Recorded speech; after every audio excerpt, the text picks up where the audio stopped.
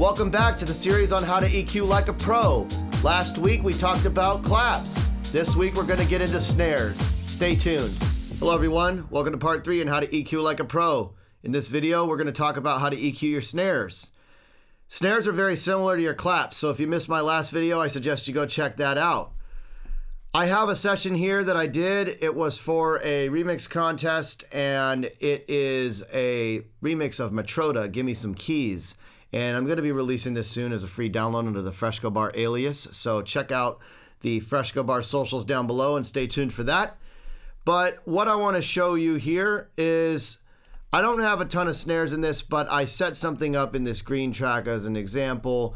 And I'm going to be using this 909 snare of mine and this snare roll here that we have to show you what's going on. So let's take one of these and bring it over here and let's begin. So the first thing I'm going to do just for the purpose of this video is I'm going to layer some stuff up because it's going to be one of the topics.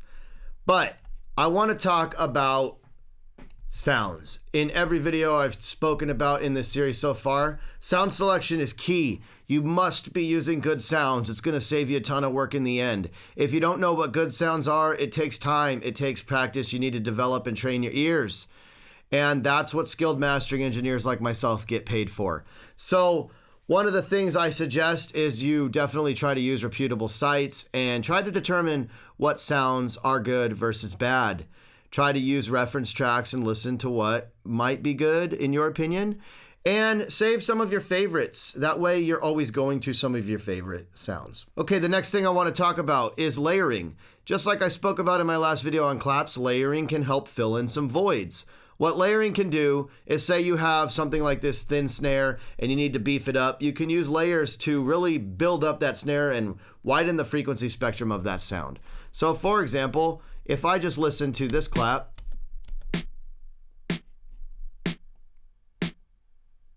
and you got this one, very different. Now remind you, I made these were not like this in the session. I'm actually using this session as an example, and then this sound didn't exist in this session. So I've got a nice thin snare there. Let me turn that one down. All three of them, but take one away. And look at how that one sound just adds so much more. It's beautiful when you put all three of them together. Take this one away. Gives it some weight. Take this one out. Gives it all the weight. And so layering can really help. And another thing that can really help is adjusting the start and end points of the sound. See how long this one was? Let's go ahead and make this a little shorter. And let's put a fade on this one. Mind you, these were not like this in the session. I would have had that sticking out if you're going to comment about that. I just copied them from a snare roll, which was over to the right of this track, and that's why you see it like that. So if I actually just take this and copy them over, I'll give you an example of shortening some of these sounds. And what this can do is help make space. Now, I highly recommend that you do this in context with the rest of the mix because you need to hear what's going on with everything. For the purpose of this video, we're going to do this with solo mode. And that really altered the sound right there. Let's try to bring a little bit. There you go. That's nice. So layering is huge. And then adjusting the start and end points, what I call the shape of the sounds, is huge. And the next thing that's super important is carving space in the frequency spectrum. When you layer like this, you need to carve space.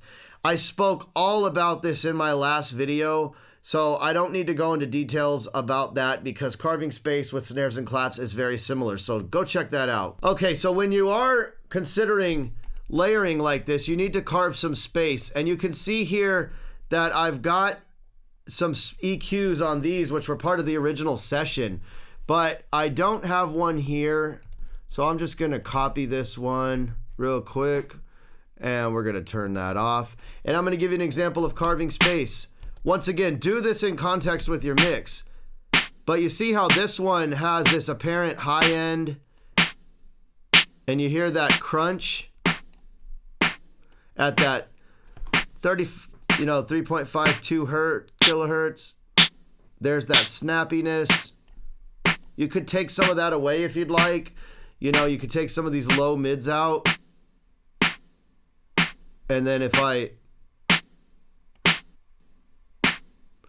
So just that right there, with just EQing that one snare, helped melt them all together with EQ, and carving space can be huge. When you do this in context with the rest of your mix, it's beautiful. Now, maybe you don't want to do this on the individual tracks. Maybe you want to group these together and carve space as a whole. That's another way you can consider doing this. Let's just do this again. I'll just copy this and I'm going to turn this one off. And if I was to do the same similar thing, I'm going to be affecting all three of those tracks. Hear that?